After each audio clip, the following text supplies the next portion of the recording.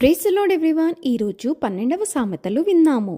శిక్షను ప్రేమించువాడు జ్ఞానమును ప్రేమించువాడు, గద్దింపును అసహించుకునివాడు పశుప్రాయుడు.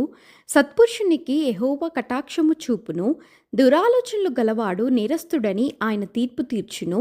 భక్తిహీనత వలన ఎవరును స్థిరపరచబడరు, నీతిమంతుల వేరు కదలదు.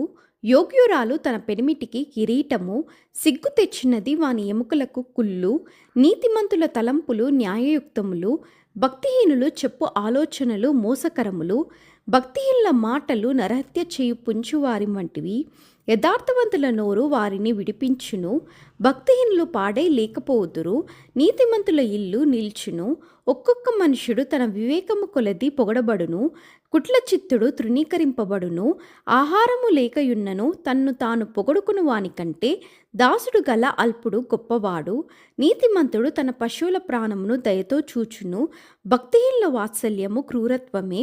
తన భూమిని సేద్యపరచుకుని వానికి ఆహారము సమృద్ధిగా కలుగును, వ్యర్థమైన వాటిని అనుసరించువాడు బుద్ధిలేనివాడు. భక్తిహీనులు చెడ్డవారికి దోపుడు సొమ్మును అపేక్షించుదురు, నీతిమంతుల వేరు చిగుర్చును. పెదవుల వలని దోషము అపాయకరమైన ఉరి, నీతిమంతుడు ఆపదను తప్పించుకొనును. ఒకడు తన నోటి ఫలము చేత తృప్తిగా మేలు పొందును, ఎవని క్రియల ఫలము వానికి వచ్చును.